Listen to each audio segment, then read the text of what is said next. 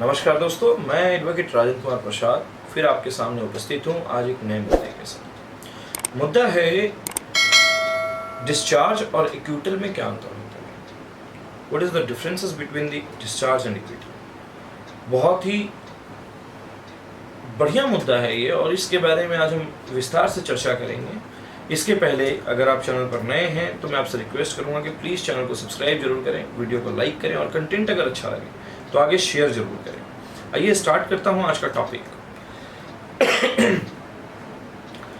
Discharge always discharge जो होता है 2 to 7 की एप्लीकेशन मूव करके होता है, ये हम सब जानते हैं। मैक्सिमम लॉयर्स या मैक्सिमम लोग जानते हैं इस बारे में। Discharge at the time of framing of charge किया जाता है, यानी जब पुलिस कोई भी अभियुक्त के खिलाफ या मुलजिम के खिलाफ चार्जशीट कोर्ट में दाखिल करती है। चार्जशीट का मतलब आप सब जानते हैं, 173 के तहत चार्जशीट दाखिल होती है, जिसमें पुलिस एक टाइम पीरियड के भीतर उस पर्टिकुलर एक्यूज्ड या अभियुक्त के खिलाफ जो है छानबीन करती है या इन्वेस्टिगेशन करती है और इन्वेस्टिगेशन करके तहकीकात करके एक फाइल बनाकर कोर्ट के समक्ष प्रस्तुत करती है कि ये इसके खिलाफ पर्याप्त सबूत मुझे मिले हैं जिसके हिसाब से मैं इसको कोर्ट में दाखिल कर रहा हूँ। और मजिस्ट्रेट को यह देखना काम होता है कि क्या उस एक्यूज्ड के खिलाफ उस फाइल में पर्याप्त सबूत हैं या नहीं।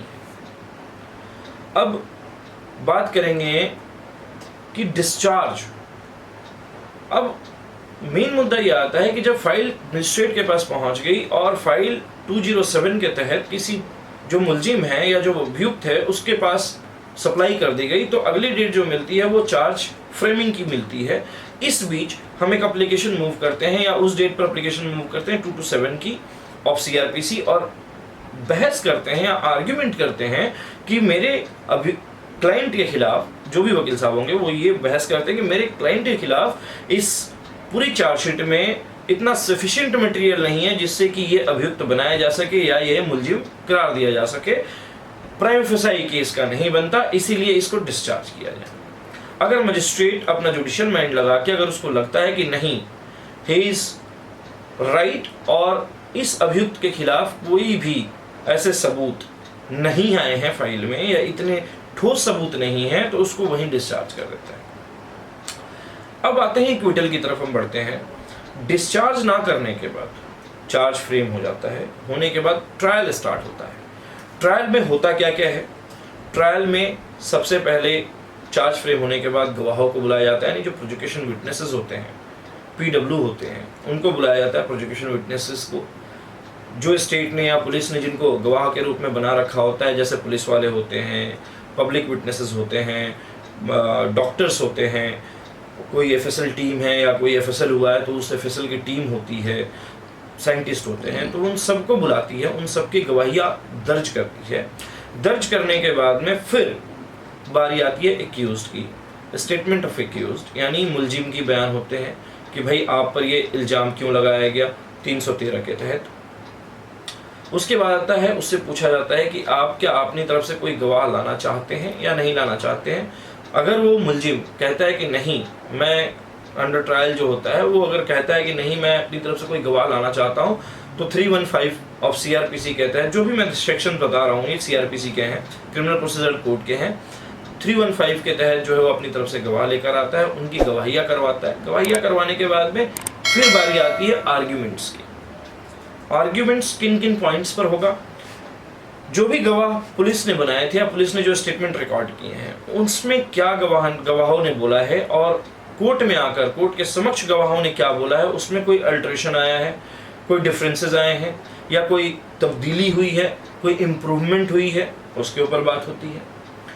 दूसरा बात आती है ऐसे में आपने क्या स्वीकार किया है क्या नहीं किया, आपकी तरफ से जो डिफेंस आया था या डिफेंस एविडेंस आया था, विटनेस आया था, उसने क्या क्या बोला है क्या नहीं बोला है, ये सारी चीज़ें डिपेंड करती हैं। और उसके बाद में तब आर्ग्यूमेंट में ये सारी चीज़ें लाई जाती हैं और फाइनली तब जाके कोर्ट उस केस को जजमेंट या ऑर्डर के ऊपर रखती है। ऑर्डर के ऊपर रखती है, अगर कन्विक्शन हुआ तो कहती है कि कन्विक्ट कर दिया है। कन्विक्ट के बाद सेंटेंस के ऊपर आर्ग्यूमेंट होता है कि इसको कितनी सजा देनी चाहिए। जो प्रावधान सीआरपीसी में आईपीसी में दिया गया है कि एक व्यक्ति को इस जुर्म के लिए इतनी सजा दी जाएगी, उसके ऊपर बहस होती है कि भाई वहाँ उस बहस में मैक्सिमम जो ग्राउंड्स होते हैं वो लीनियंसी के ग्राउंड्स होते हैं या ह्यूमैनिटी के ग्राउंड्स होते हैं कि उस मुलजिम का जो है इतने बच्चे हैं या परिवार है, इज अ सिंगल अर्नर, अगर इतने दिनों के लिए बुक हो गया या जेल चला गया, कन्विक्ट हो गया, तो उसको कौन देखेगा, उसके परिवार को कौन देखेगा, उसके बच्चों को कौन देखेगा, ये सारी चीज़ें उस समय चलती हैं। इसके बाद फाइनली आता है जजमेंट के ऊपर, कन्विक्शन के ऊपर जजमेंट आता है, जिसमें अगर कन्विक्ट हो जाता है तो उसमें कोर्ट जो है प्रोनाउंस करती है कि इतने साल के लिए इसको सजा इतनी दी गई है, चाहे वो RI हो, चाहे वो SI हो, यानी सिंपल इम्प्रिजमेंट हो या रेगुलर इम्प्रिजमेंट हो। इसके अलावा फाइन के ऊपर डिसाइड होता है कि फाइन कितना किया जाएगा। कई बार हमने देखा है, मैंने पीछे अपनी वीडियो बना रखी है कि सजा कितनी प्रकार की होती है, अगर आप चाहें तो उससे आपको पूरी तरह से डिटेल पता चल जाएगी कि सजा कितने तरह की होती है और कितने प्रकार की होती है, वो सारी चीज़ें आपको डिटेल मिल जाएंगी। अगर दोष सिद्ध नहीं होता है आर्ग्यूमेंट के बाद, यानी डिफेंस में लाने के बाद जो आर्ग्यूमेंट होता है उसमें अगर दोष सिद्ध नहीं होता है और ऑर्डर पर रखा जाता है और जज को ये लगता है कि नहीं, जो प्रोसिक्यूशन ने मटेरियल दिया या जो प्रोसिक्यूशन की तरफ से विटनेसेस आए थे उन्होंने इम्प्रूवमेंट किया या इधर से उधर बयान पलटे या उनके बयानों में बहुत ज़्यादा तब्दीली है, तो उस एवज में कोर्ट जो है उस मुलजिम को इक्विटल कर देती है, यानी बरी कर देती है, दोष मुक्त कर देती है, यानी सारे चार्जेस उस पर से हटा लिए जाते हैं, सारी चीज़ें ख़त्म कर दी जाती हैं और उसको बरी कर दिया जाता है और कहा जाता है कि ठीक है, आप इस केस में दोषी नहीं पाए गए हैं, आपको दोष मुक्त करके कोर्ट आपको बरी करती है। ये डिफरेंसेस होता है डिस्चार्ज और इक्विटल में। डिस्चार्ज केस स्टार्ट होता ही है, जैसे फर्स्ट स्टेज जो है चार्ज का होता है, उसके बाद ट्रायल स्टार्ट होता है, तो चार्ज के समय में ही डिस्चार्ज होता है।